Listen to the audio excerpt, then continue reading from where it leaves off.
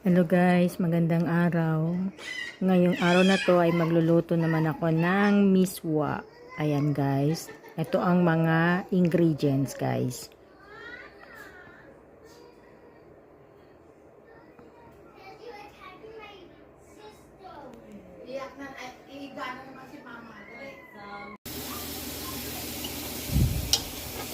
Ito guys, kailangan ko munang pamantikain ang mga taba ng baboy.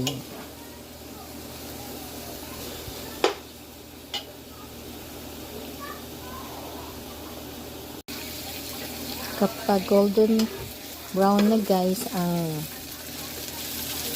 minamantikan kong pork, ilalagay na natin ang luya.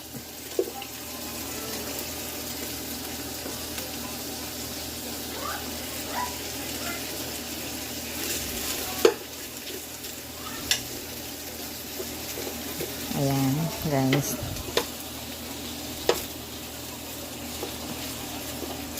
Yan ang luya.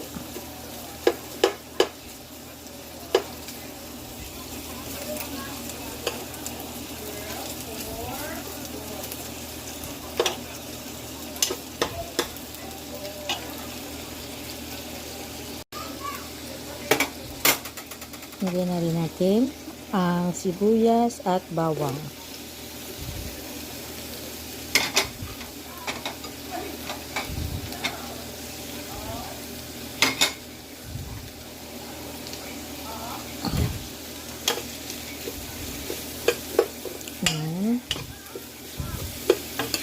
Igisa natin siya kasama ng ito pork taba. Yan.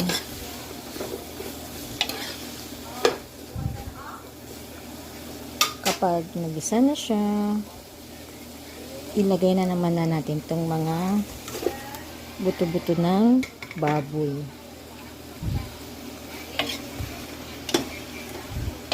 Para lumasa at ma-absorb niya ang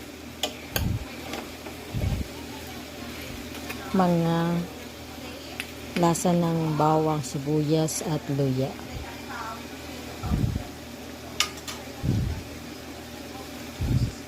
At guys, ilalagay ko na rin ang pork broth cubes dito sa ginigisa ko para lumasa na siya.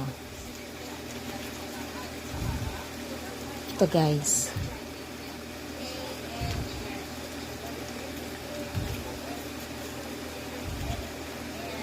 Dalawang pork cubes.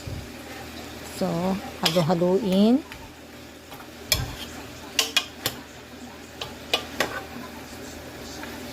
Hanggang sa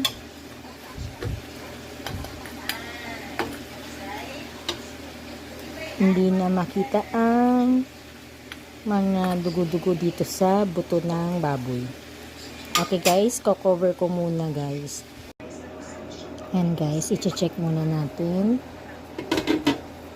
Yan.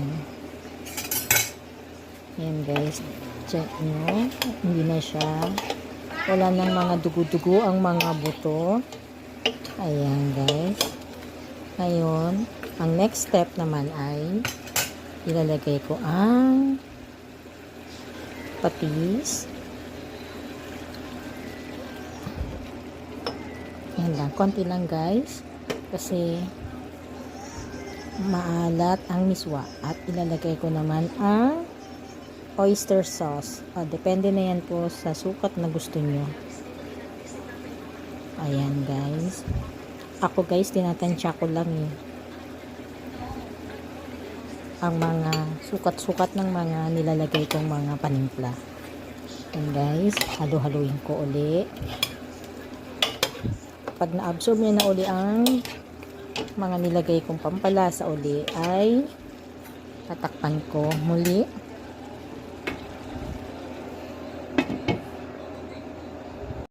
Ayan guys. Ngayon nung ma-absorb na niya ang lasa, dagdagan ko ngayon ng tubig hanggang sa lumambot ang baboy or pork. Yan guys.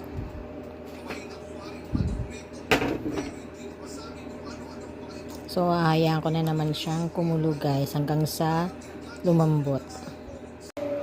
Now guys, after ng ilang oras, napakulo at palambot oras. Ayan guys, ilalagay na ang patola na nakalimutan kong ilagay sa ingredients. Ito na yung additional ingredients. Ang patola. Ayan guys. So, papakuluan lang to ng saglit kasi madali naman siyang lumambot. Ayan. So, ito muna ilalagay bago ilagay yung miswa. Okay guys, takpan na uli. And, yan, maghintay uli. And guys, kumukulo na. Papansin nyo medyo basa ito kasi ni-rinse ko lang very quick para matanggal ang mga konting alikabok niya. Ayan, kung meron man. O, ayan guys. So, ayan. Maghintay uli ng another kulo. Ayan na. Ayan na guys. Pag kumulo na siya, maghiwa-hiwalay na yan. Sige. So, tatakpan ko na guys. Hello guys, so ayan, luto na. Naghintay muna ako ng 5 to 10 minutes para maluto yung patola at hindi ma-overcook. Ayan guys, ayan, ready to eat na guys. Okay, iaahin ko na guys. Hello guys, eto luto na, kain na tayo habang mainit pa. Masarap ito sa malamig na panahon guys.